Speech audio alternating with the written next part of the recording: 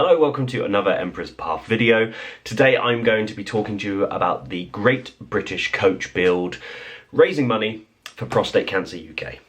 So, I talk a lot about this in the video. I'm editing as we speak, but I thought I should probably do an intro regarding this. So, first of all, a massive thank you to Dave at Bunter's Yard for organising this. He contacted quite a lot of us to get involved in this project, and it's been extremely fun. And whilst I've seen the behind the scenes and everyone's on like a super secret squirrel, can't share anything, by the time you've seen this video hopefully you'll have seen a lot of it. The stuff going on in the background is extremely good and extremely diverse. You have mine, you have others, and various ones in between. I'd like to think there may be two of us, actually three, there's definitely three. Three of us who have gone a little bit more out there, doing weird things. Some who we haven't seen. And then we've got all the people who have done insanely good weathering jobs, touch-up jobs and stuff like that. So it's been fantastic to be part of. So a massive thank you, Dave, once again. Dave will be watching this video before anyone else because he'll be stealing bits of video from this video. So you might have already seen some of these clips. I'm gonna run the intro in a second, and then you're going to see me open my box for the first time. Pre-warning, my daughter is right by me at my feet, unloading the dishwasher. She's nearly one by the time this video comes out, and is making a lot of mess. So, if you don't want the sound of clanging and banging whilst I'm opening, then skip ahead. But just to pre-warn you, during that first segment that I'm opening my carriage, my daughter's being extremely loud with metal on the floor. So yeah, thanks very much. I hope you guys enjoy this video. It is a long one, so make sure you sit down, grab yourself a cup of tea, coffee, squash, fruit juice, water, alcoholic beverage, and I'll see you guys later. Thanks very much.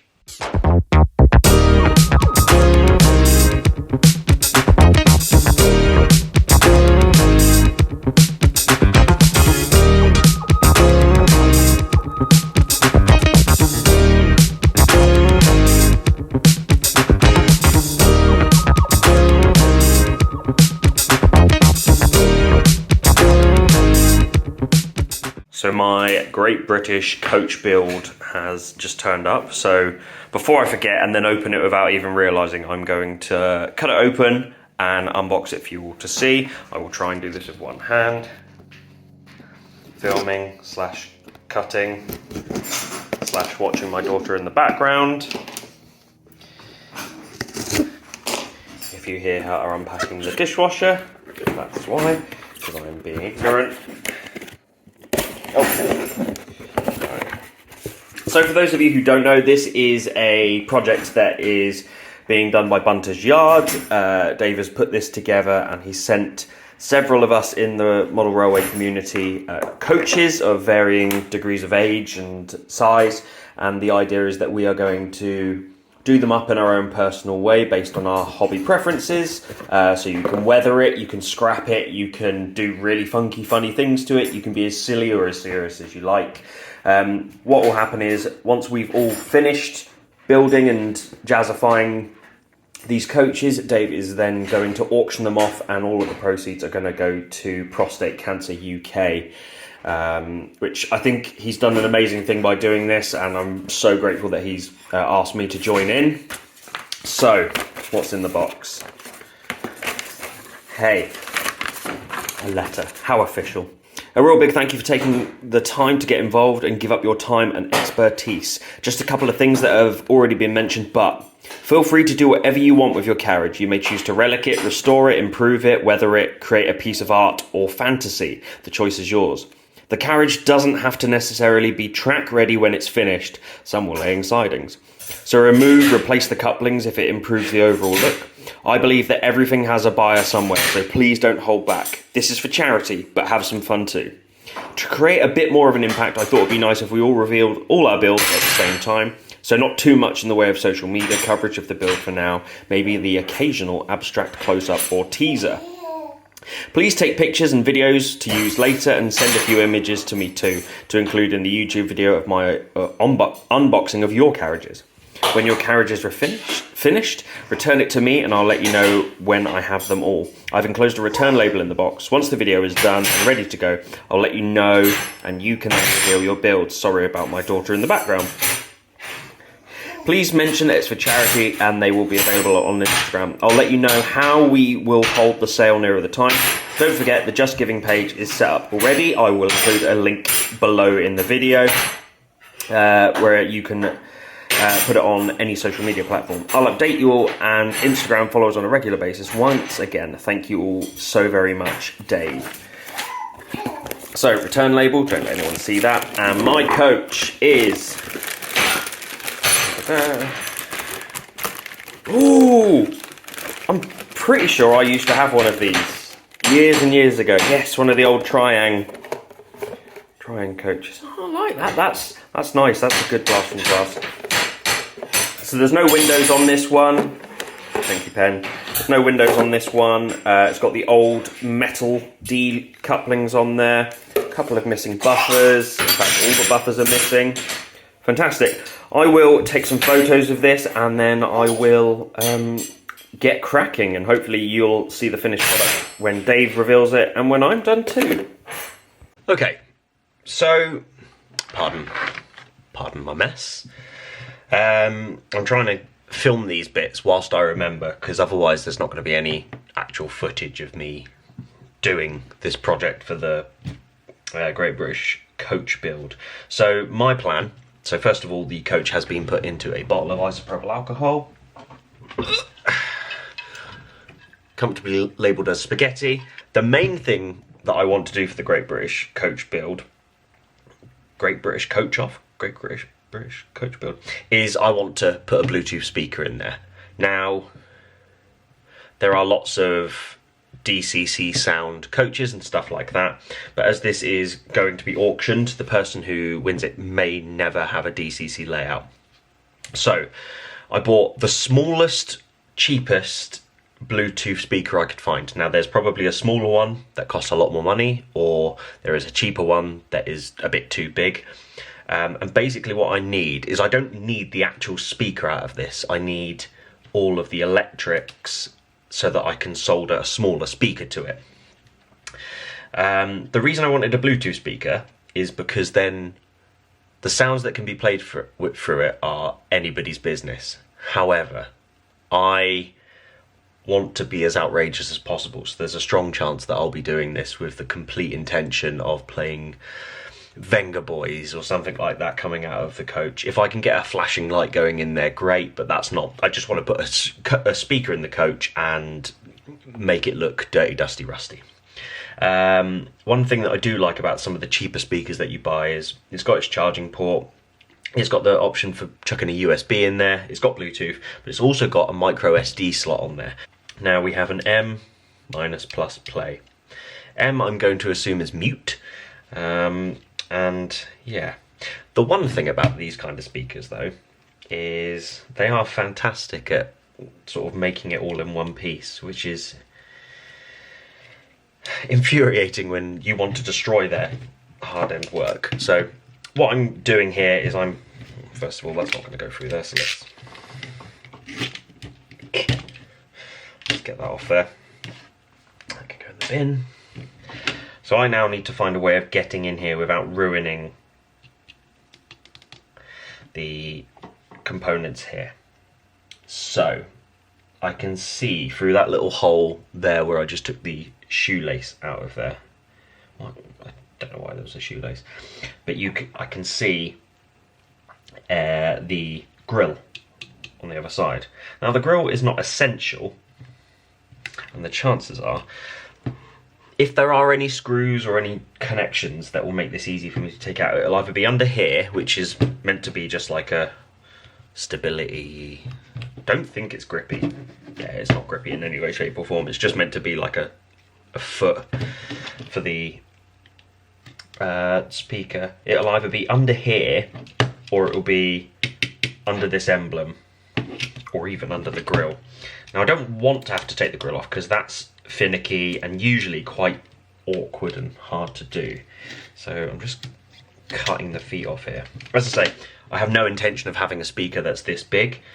Now this cost me £5 from eBay, which I have put speakers in things before. Years ago I put a speaker and a motor inside a Baneblade tank and turned it into a Mechanicum combine harvester tank, which was extremely fun. So doing this sort of thing is fun to do, and if you get the chance to do it, by all means do it, because you can really make something unique. And depending on how silly you're going to be, oh, that just says T&G there, there's no screws. So let's try option 2. That screwdriver? Yes. Yes! Haha! Okay. This is good. So just underneath where the logo was, there's a little screw. With any luck, this will pop off and I'll have all of the electronic components. And I'll have all the electronic components and I can just detach the speaker from it. This isn't going to work, is it? So what I might have to do is bring in the big boys. Oh, because I don't want to shear the screw either. That's something I don't want to do.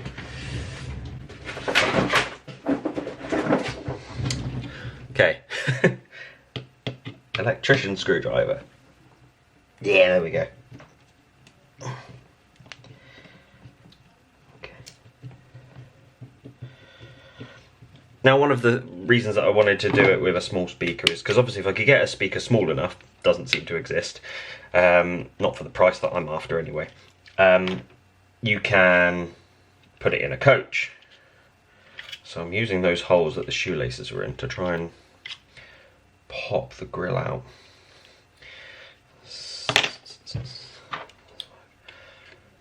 Aha, okay, yeah, so using the holes that the shoelace went in, I'm able to just pop that. Ooh! I'll tell you what, that's not bad. That's a speaker there. It's an alright size.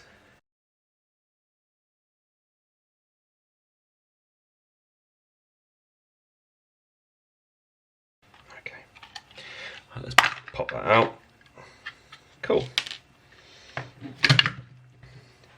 Okay. Well, this may be even easier than I thought it would be.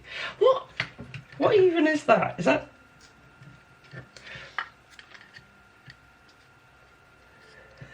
So this bit here, I don't know much about speakers on this sort of level. Even when doing music-based stuff in the past, I've not come across this. The wires are wired up to the main speaker here, and then this little doodah, which I would have assumed was the subwoofer, is not connected up to anything. Now, correct me if I'm wrong, I'm going to assume that in that instance it is going off the vibrations and that's why it creates the sound it does. So in essence, that little subwoofer bit is definitely not needed, if that's the case. But I mean, it's a tiny little thing. I'm just glad that almost all the circuitry is in one place at the top here. Sorry, I'm trying to look at it whilst, like, it's in a fairly decent place. I'd probably be good with a Dremel cutting this top section off and mounting it so that you can see it from outside the coach, sorry, so that you can adjust as need be, and then have all these, because it's a nice little bit of circuitry. It's got all the bits in there that you need, so I don't know why I'd get rid of that. So maybe that's my... And then this is the battery section. It's a 3.7 volt. I wonder if that's capacity. No, that'll just be a battery, won't it? It's not going to be. So yeah, I guess, well, let's solve one issue right now. I'm going to disconnect the speaker. I can work out what I'm going to do with this speaker later.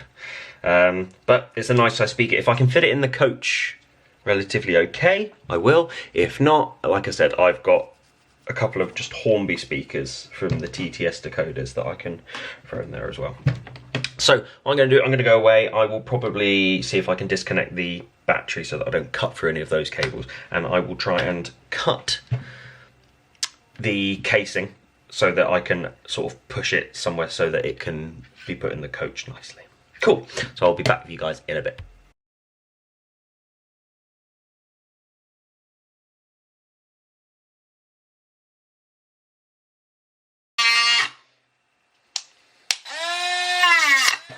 Whoa. Huh. Oh, so that's why they tell you to wear glasses or protective goggles when doing this. I might have a nice little scar from that, but yeah. This is why you don't buy cheap Dremel parts. Sorry, everyone. Right, well, there's that. Okay. There is the remnants of the speaker housing. So, yes, okay, don't have massive speaker anymore, but we do have this bit. Let's just see.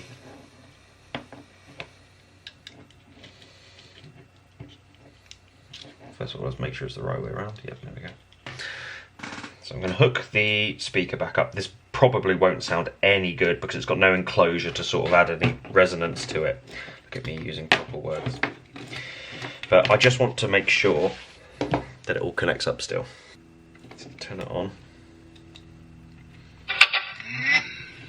Okay. Bluetooth mode. Okay, so it's in Bluetooth mode.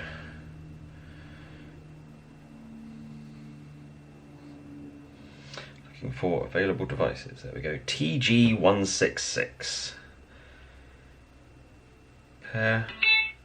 Music-wise, let's go for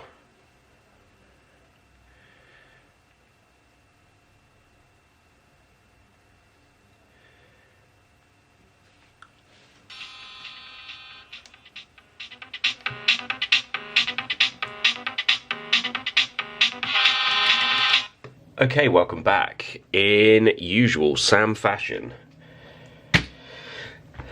I'm done. I've finished it. I basically had some time here and there to do this, but not enough time to necessarily get the camera out and film it all. So let's have a look at the process that I went through. I'm going to be throwing up some pictures that I did manage to take during the process. I tried to take as many as I possibly could. And then we'll see how we got to here.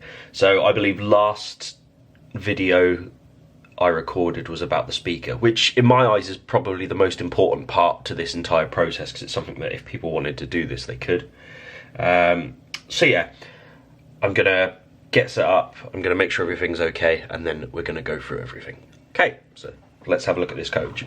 So I will try and throw up the pictures from as it began to where you can see what it's like now.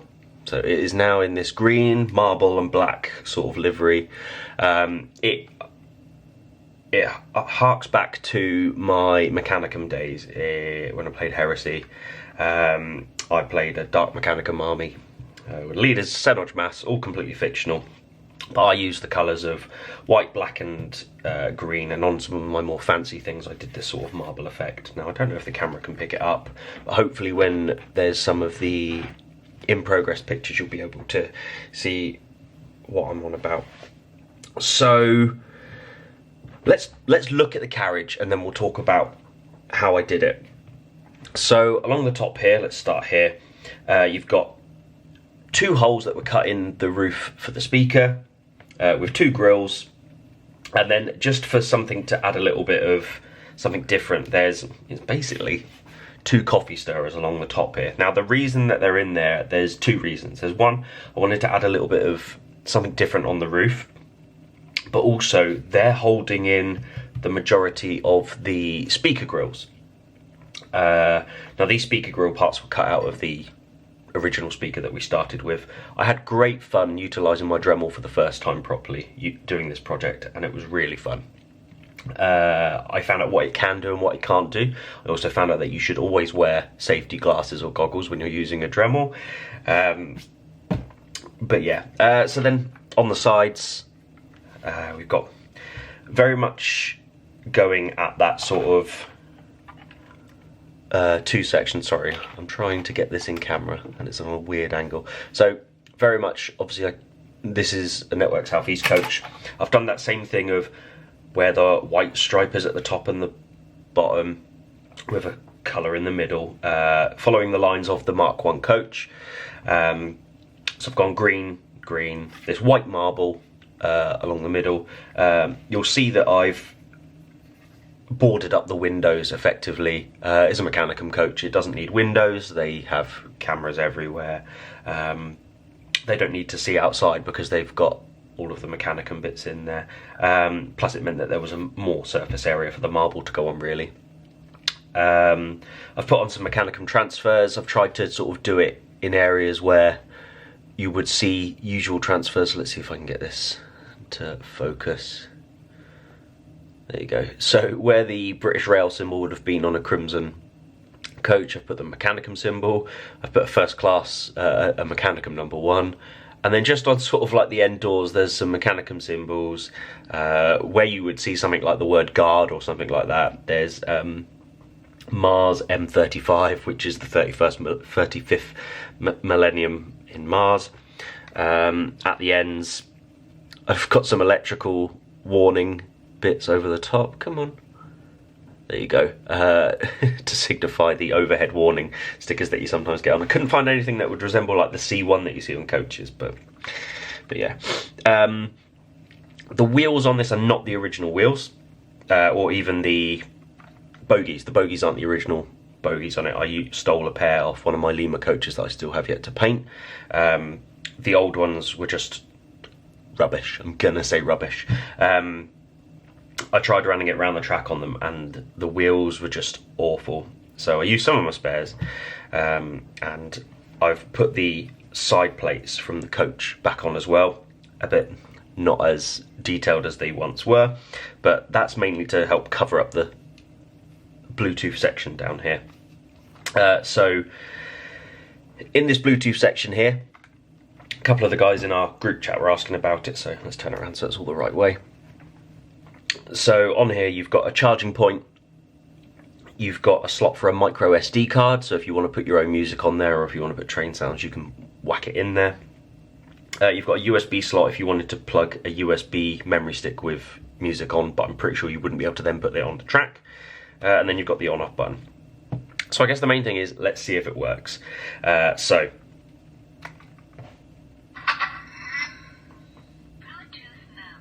Perfect. So the great thing about this is that it will make noises as it's switching on, so you know that it's working, which is fantastic because it means that I can go, right, I don't need to take it apart anymore. I'm gonna get my phone and let's put some music on. Oh, let's go for this.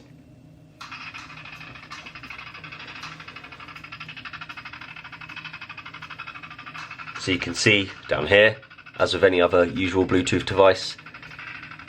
Come on, focus. There's a Bluetooth device connector called TG166. And that's all coming out of the coach. So this is at its loudest. So because I downgraded the speakers from the ones that came, that massive one that came with the actual device, obviously they're not going to be as loud. But it does allow you to have that sort of really nice, you can have this going around on the tracks. Wait for it to kick in.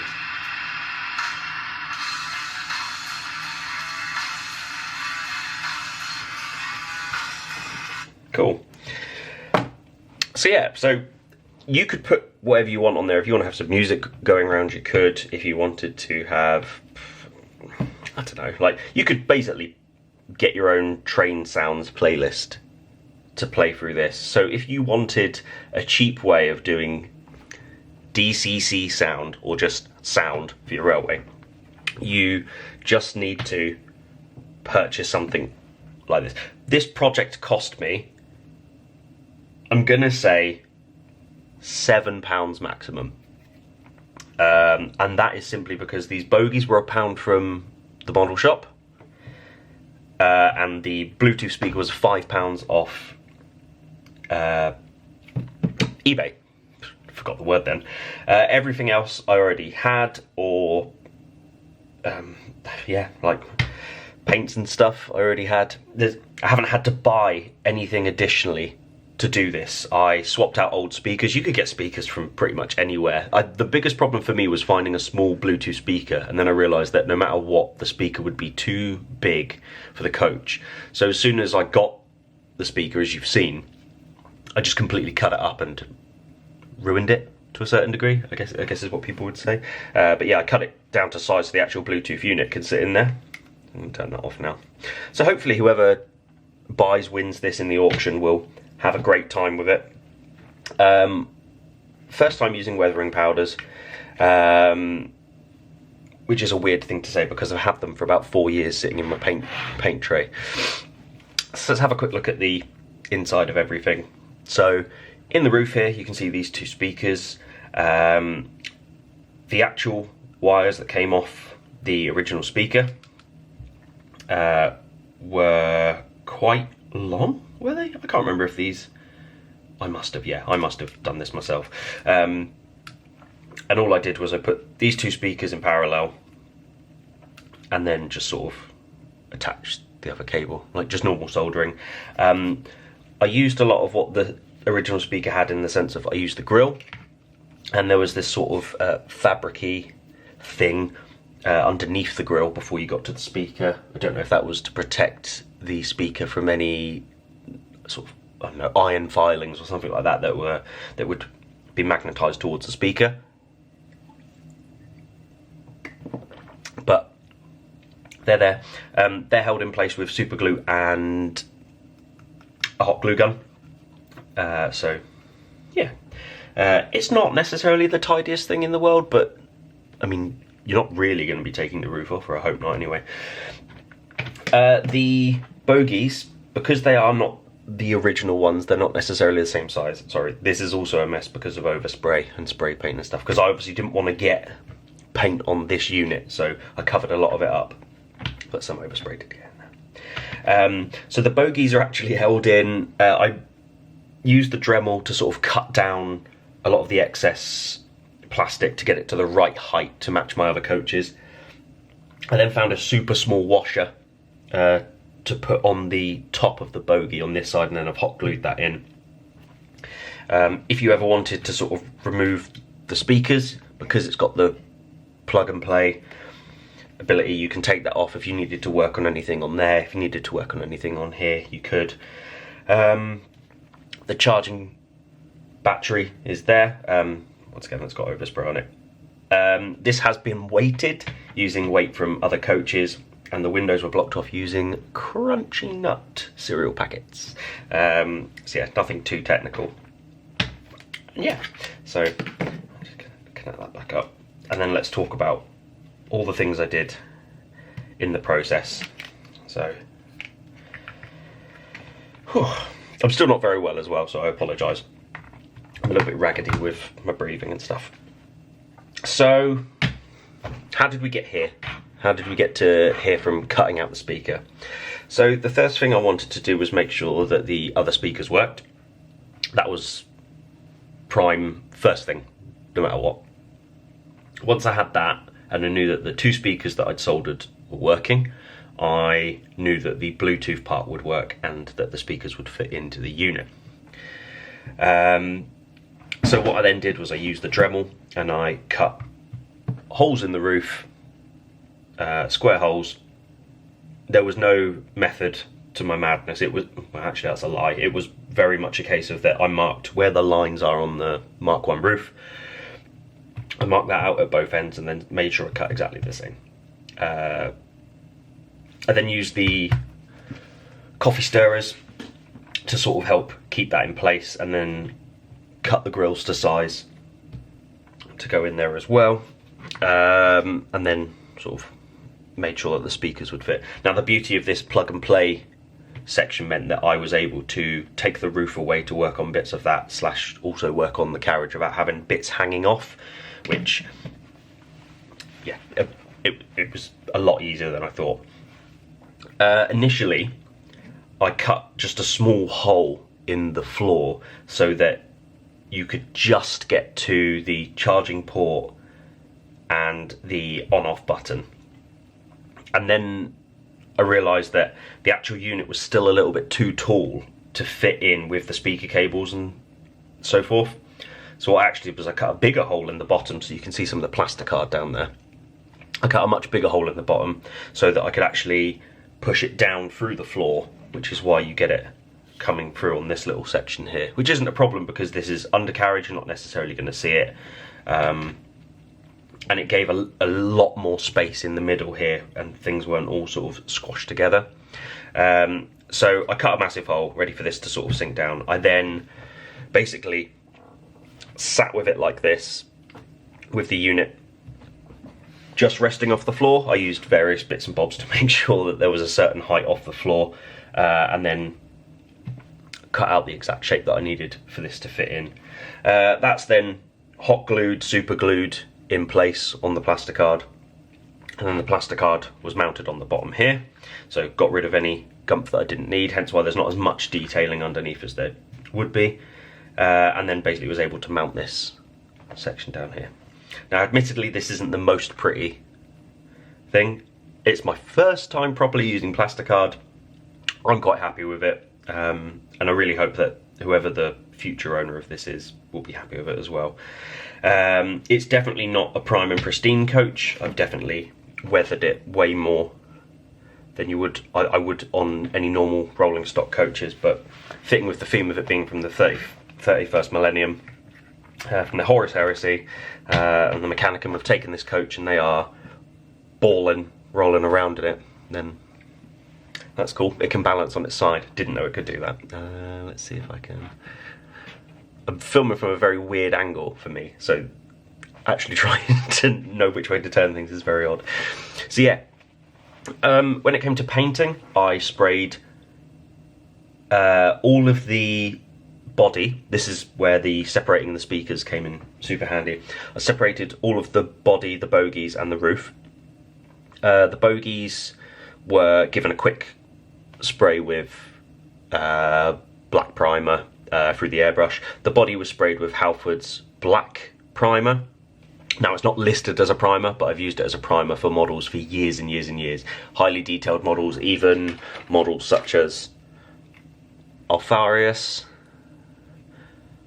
And as you can see, he is a highly detailed model, and the black Halford's primer does not conceal any of the detail, which is one of the misconceptions that you get with using sort of cheaper primers. Now I can't speak for other primers, but I can speak for the Halford's one. So if you want a massive tin of black primer, I can't recommend the Halford stuff enough. The browny rust coloured primer is also fantastic, especially for painting sort of metal girders and things like that. The grey primer is also great. Me personally, it's too light a primer for me. I always work from the darker up, but I know a lot of painters will go for sort of start in the middle, then do the low lights, then do the highlights. So personal preference. The black one isn't listed as a primer, but I've never had a problem with it. In fact, it's probably been the most reliable primer I've ever used, and that's including Army Painter, GW. I tried Wilkinson's, that wasn't good. And yeah, various other primers on the markets.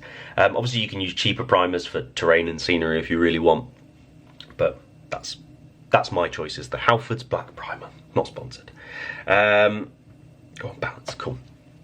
So yeah, once I did that, the first thing for me to do was to work on the marbling. And this is a trick that it's used in wargaming a lot. I haven't seen it used anywhere else yet. I'm sure it has been used. I initially got the idea for it from my friend Dan, one of my co-hosts from Out of the Frying Pan podcast. I don't do the podcast anymore, but he's still a good friend. And my friend Jody from Smiling on the Inside Painting uses it a lot as well. In fact, I think it's one of the predominant things in his army that he does. It's a really cool technique. It's simple, and you just have to be confident with it. And if you want to do it on a trial piece, you can. You basically decide what the vein colour of your marble is going to be. So when you have your marble, you have sort of like a veiny colour running through it, and then you have a predominant colour on the top. So in this instance, the vein for mine was black.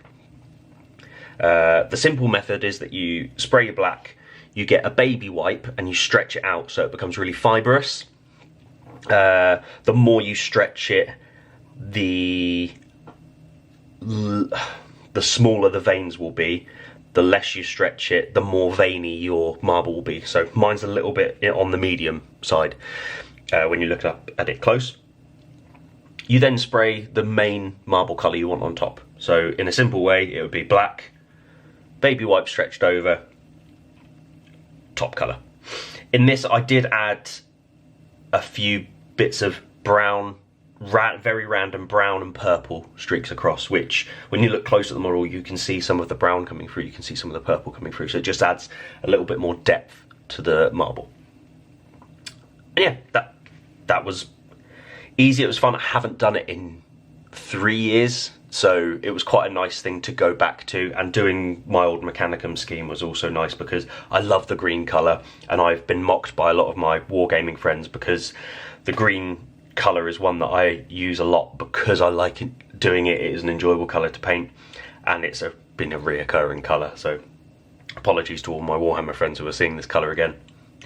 I will put a picture of the colour palette I used up on screen. I did tease it on Instagram, but basically for the green I use Scale 75 paints, and they are from the green Scale 75 set. And they are so nice to work with, Scale 75 paints, especially through an airbrush. So then I masked off the marble, did the green, and then I airbrushed a gloss coat over the top of it, left it to dry for a few hours, did my transfers, then quickly glossed it again, then did weathering, so I put all my oil paints and stuff like that on. I'll be throwing some more pictures up on that as well. Those of you who don't know how to do this particular method of oil paints, once again, it's a very fun way of doing it because you get very dirty and then you sort of work back from it to your desired effect. So I have 2 pots here that are not what they say on the tin.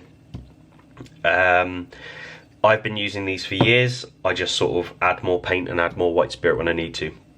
This is basically a jar of Winsor & Newton brown oil paints. I think this one's the burnt umber one, I can't remember. I've got several sat off screen, and this one is specifically like the orange, I think it's called burnt sienna.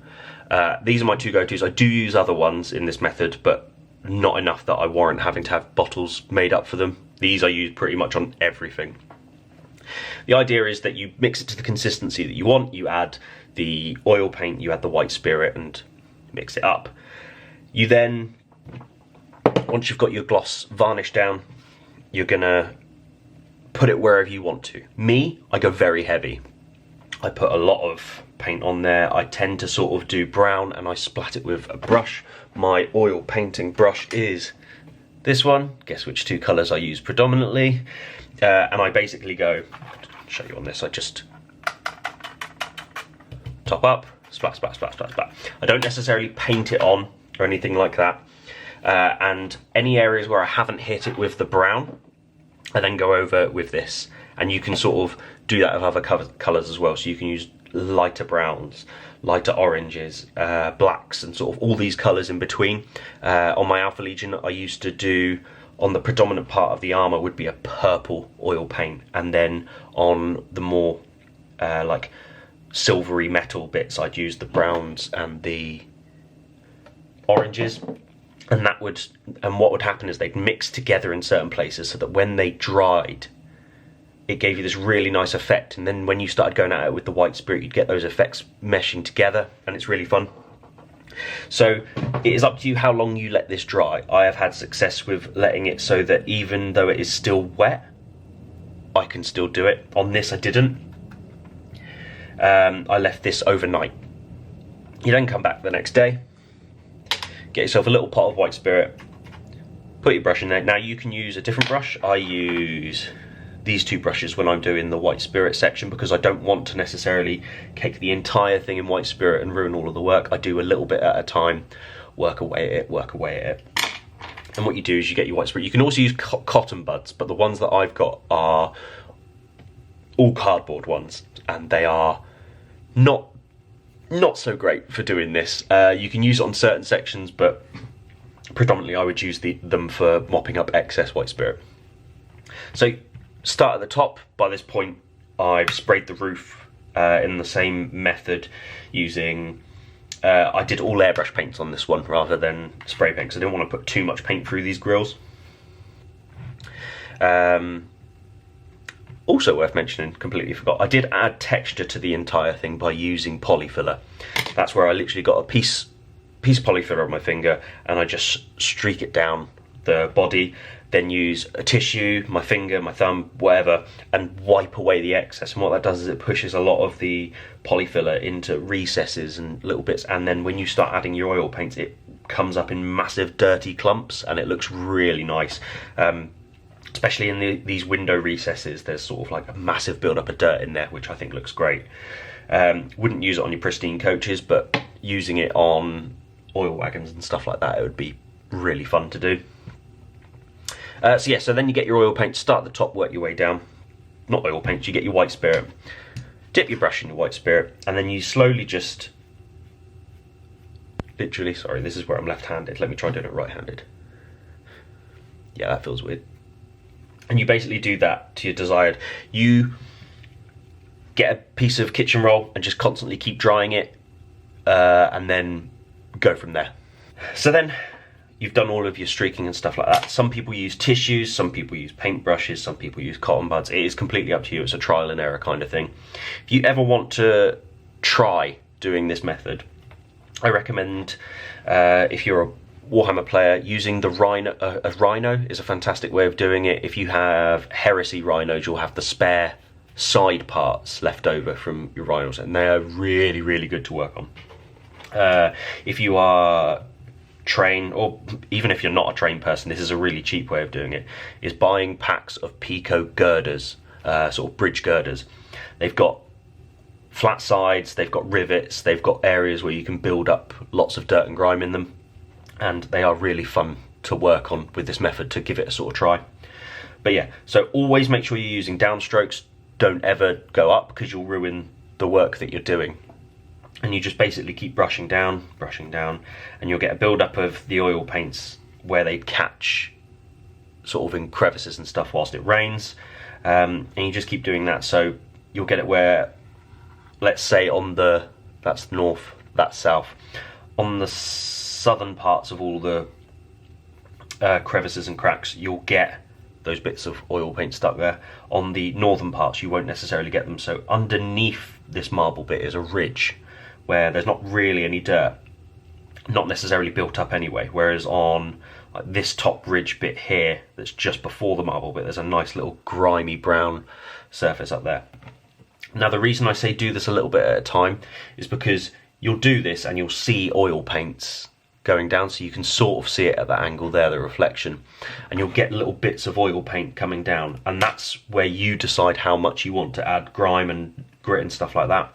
So if you want very streaky, you don't brush it off completely. Once the white spirit evaporates, it leaves you with this nice downstroke sort of method. And I know that people do this without mixing it with white spirits, and that's absolutely fine as well. You can do it in that way. I just like this method. It's fun to do. And yeah, and you do as much or little as you want. Once that had all dried, I left it for quite a while. If you want to speed it up with a heater or a hairdryer, you can. That is completely your prerogative. Yeah, and then I used some weathering powders. I wasn't necessarily as happy with it as I thought I would be, so I cleared a lot of it off. That was simply, once again, mixing weathering powders with white spirit to get it to mix into the cracks and crevices. And then once that had fully dried, went over with a brush again to get rid of all the excess that I didn't want on there. So yeah, so that's the coach finished. It's superbly grubby, it's superbly different, and I really hope that the new owner of it really enjoys it. Hopefully you've enjoyed the pictures that I've put up throughout this. And if you haven't already, please donate to the prostate cancer page for the Just Giving that Dave from Bunter's Yard has set up. A massive thank you to anybody who has enjoyed this video. Please leave a comment down below if you'd like to see more videos like this of me going through stages, and hopefully I'll actually do a full video.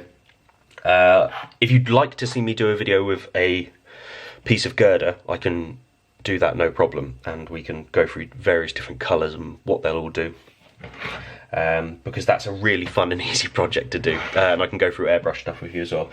But yeah, if there's anything else you want to see, please leave a comment down below. If you have anything else that you want to say, leave a comment down below. Thanks very much for watching. Thanks very much to Bunter's Yard and all the other guys taking part in this, and I'll see you guys soon.